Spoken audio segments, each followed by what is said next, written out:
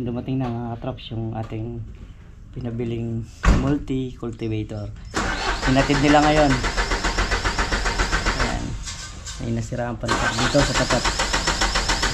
Yung naghahakot ng lupa. So ito na, i-assemble ko na yung kanyang mga talim. So meron siyang pang dayos, meron siyang pang gambol ng lupa. Ayun, so yung pagitan ng kalamansi yung ating titirahin pagka okay na to. So kailangan muna natin siyang lagyan ng mga langis, gawa nung walang mga langis to eh. Pati itong mga makina, i-ayos muna natin lahat.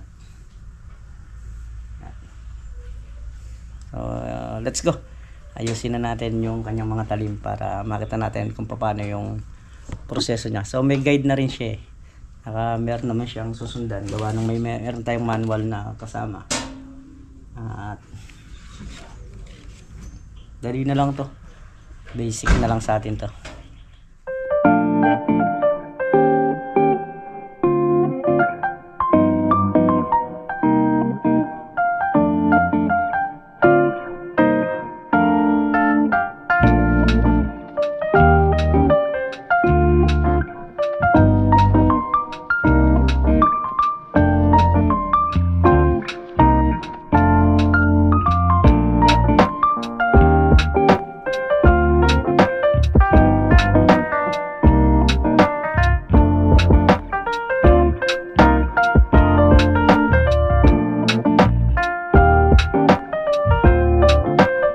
Ayan na nga mga katrops yung isa.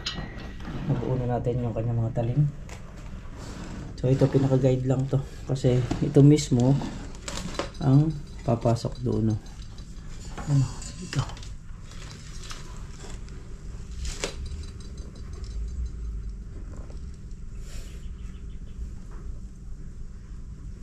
Tapos natuturnilyohan siya dito.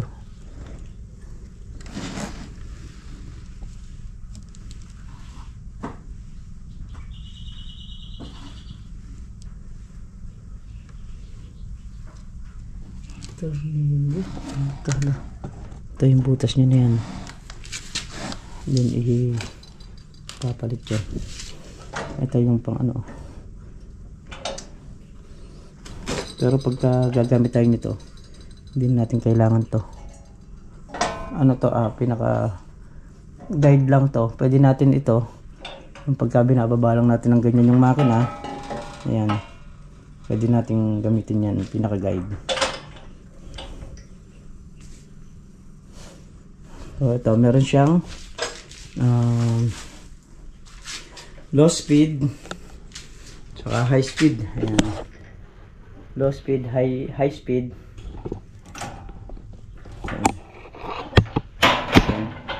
Yan yung pinaka atras nya. Tapos low speed, high speed.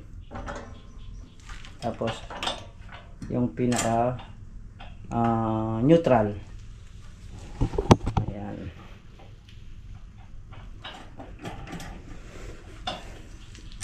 One, two, three. Yo.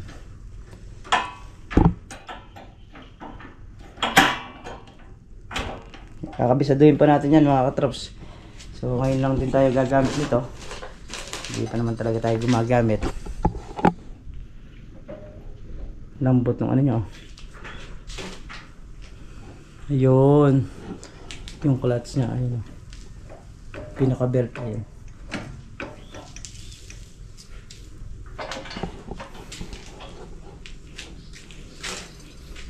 Dalawa din yung kanyang pump belt na ginagamit.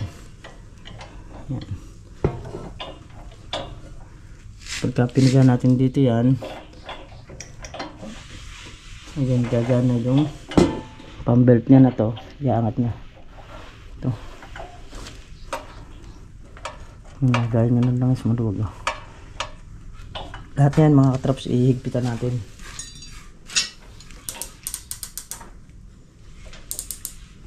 Meron ding ano yung pinaka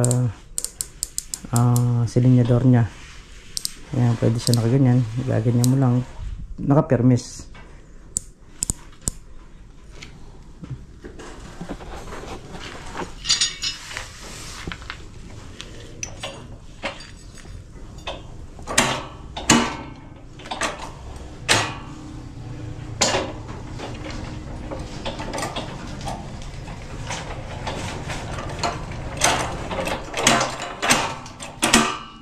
So ito na rin yung ating angle bar. Ayan, dineliver na.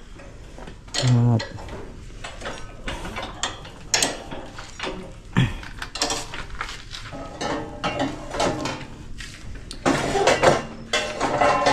ay, kita natin.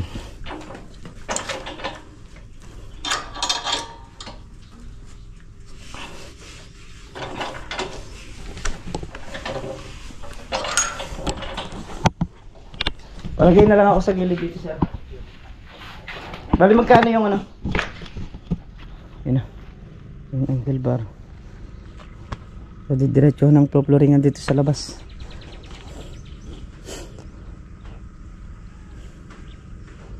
Bukas gagawin na natin yun. Symbol ko muna to. Para bukas habang gumagawa tayo doon, pwede na rin nating ano to, smoothing.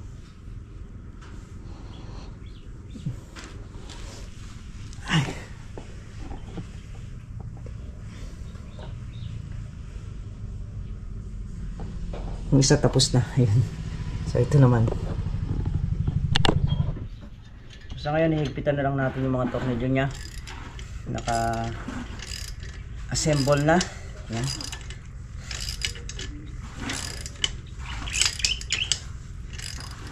Try natin kasi itong mga talim na to baka hindi halos natin magamit, mga tatlo lang ganun. Pagka talagang pwede na siyang ibira, so i-smoothing ko muna siya bukas eh. Alagyan ko muna siya ng langis. Bibili muna tayo ng langis, saka ay langis meron na tayo, gear oil na lang yung wala tayo. Uy!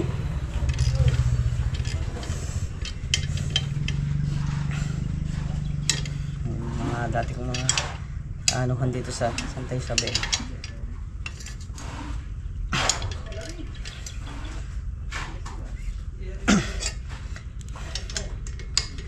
Bali kinasa ko muna ng kinasa. Ngayon pa lang tayo maghihigpit lahat na yan, pati itong isa. Para inano ko lang. Puro higpit naman tayo ngayon.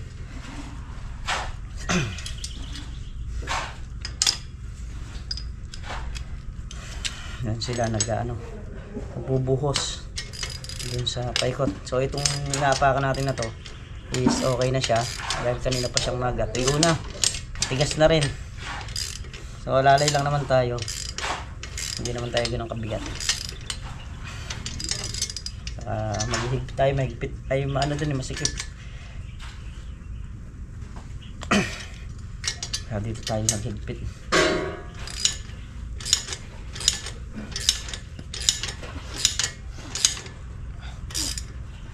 Buti may panghigpit tayong ganito. Ito mahigpit lahat para share ball. Mahirap yung mamaya kumalag eh, tumilang pumpa sa atin yung talim.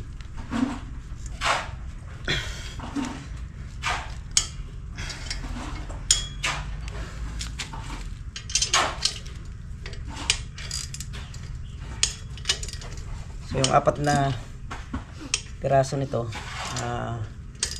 sila na naglagay para lang meron tayong ano, sample kung paano natin ilalagay. So may manual naman siya, kaya kaya naman natin buuin.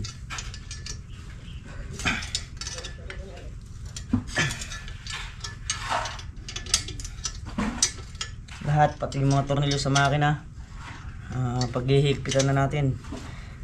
Sabi ko nga sa inyo, pag bagong bili yung makina, maluluwag mga tornilyo niyan. Sigurado yan. Dahil danas ko na yan. Doon pa sa kabilang kalamansian.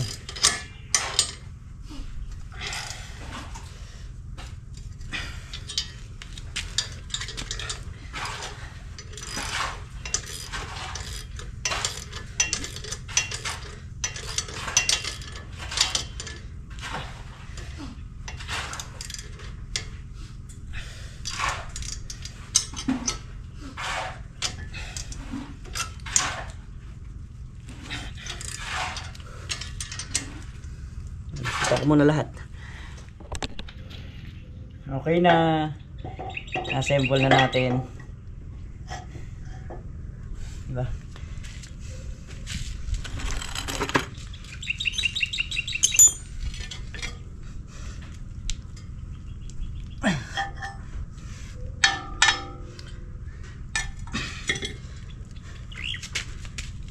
Bigat din niya. Katrops. Lalagyan naman natin yung lock ng ano. Ito, yung pinaka-guide. Yan yung guide niyan para hindi bumuo ng todo.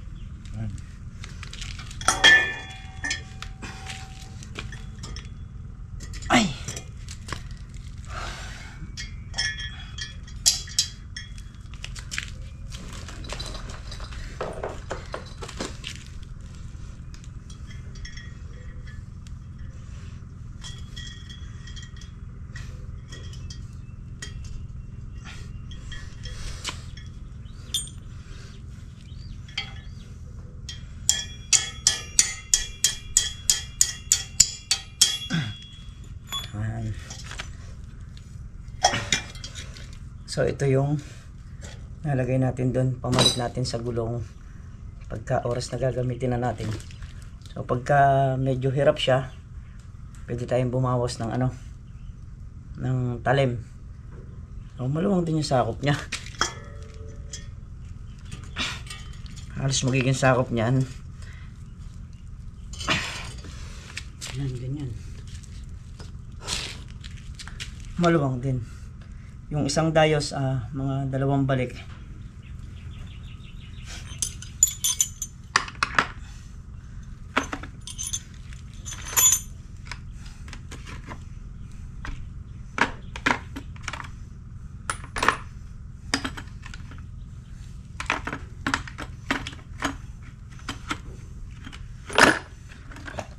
Buti na lang nandito yung gamit pala na to. May mga reserva pa siyang ano, lock washer.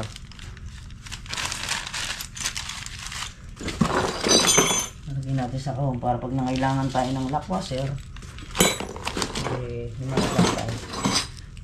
Pasok ko muna sa loob. Ay!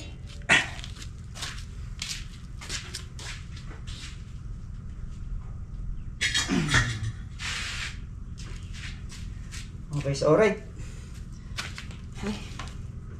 Ngayon naman, higpitan naman natin yung mga tornilyo nito. Yan, yung mga yan. Ang karaniwan kasi, sabi ko nga sa inyo, maluluwag. Yan o. Oh. Sa mga gulong niya, check ko rin lahat ng tornilyo. Check ko bago natin smoothing. So pag na-smoothing na natin, pwede na yan. Pwede nang gamitin na pang kuhan sa bukid. Yung height ko. Pero yung manubela niya, ano siya, naibababa siya. So nasa atin na lang kung saan tayo komportable. So pwede siyang itaas, pwede siyang ibaba. Kaya ko siya tinaas para dun sa gulong sa harapan, hindi ganong sayad na sayad. So ayan mga katrops, at naka-assemble na nga yan. Bibili naman tayo ng langis nya, yung gear oil nya, yung nasa pinaka makina. So pinakamahinang gear oil nito, mga 3 hanggang 4 na litro. Kasi ito, pakita ko lang po. Ito po kasi kailangan niya magkalangis. Yan, hanggang dito. So sa haba po nung ko na yan. Kasi po may kadena yan dito eh. Yan. Ito po yung kadena po ang magpapaikot dito. Tapos dito, 1 litro. Tapos dyan may gas naman tayo. Bumili nga tayo kanina. So hindi lang natin nagamit gawa nung hapon na dineliver yung mga tubular natin. Bili muna ako ng gear oil. Change oil mo to, change oil mo to. Kaya may gear oil ka? Magkano yung... Meron kang 4 liters? Sabi mo meron na.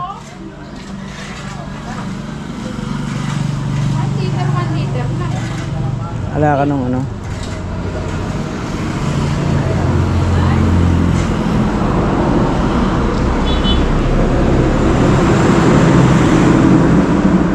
Bigyan mo ko 3 niyan. Gear oil. Gear oil. Ayan, para ito doon sa ano, sa multi cultivator. Ayan. Doon natin ilalagay yan. So pahiwalay ako ng ano niyan, pahiwalay ako ng resibo niyan. Ito. Papa-change oil ko na rin si Dreamer. Para naman saka langis para dito.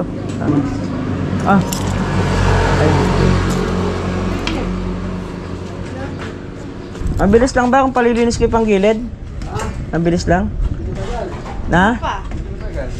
Medyo matagal, no? Ano pa? Saka langis na pahiwalay ko yung resibo nito. Wala daw resibo nito. Ano ba yung magandang langis na mura lang? Mura ito. Mura. Wag sabay.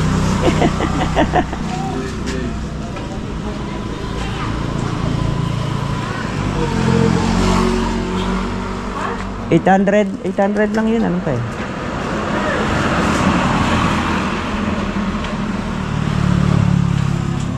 Meron naman tayong langis na ano pa doon, yung pang makina. Dadal na lang natin bukas.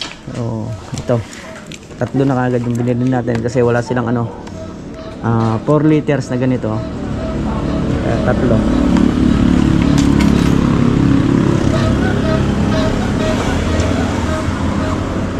Kasi wala yata akong pambayad.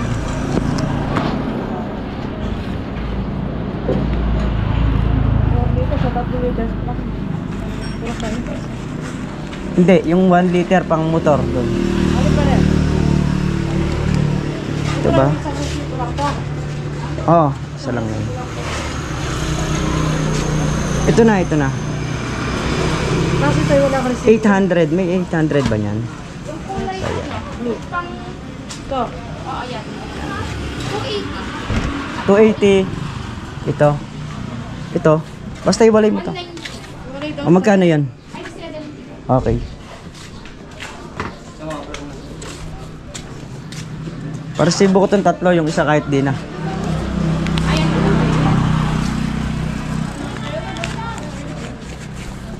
Para lang si Dreamer yung change oil. Tagal nang hindi na change oil si Dreamer.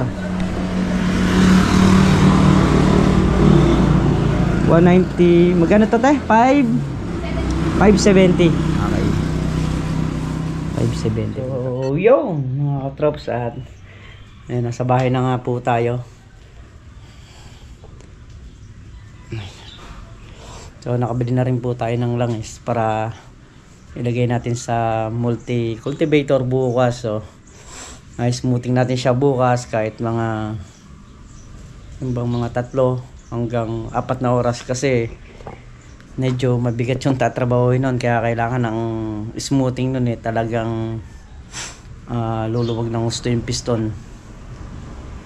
Ayan. At hanggang sa muli po mga katrops, hanggang dito na lamang yung ating simpleng video. At lubos po ako nagpapasalamat sa inyong lahat sa walang sawang suporta nyo, sa pagmamahal nyo sa channel namin. Ayan, bukas yung isang motor natin is paayos ko na rin. Ayan. Hanggang sa muli, ingat po kayo palagi. Bye bye po.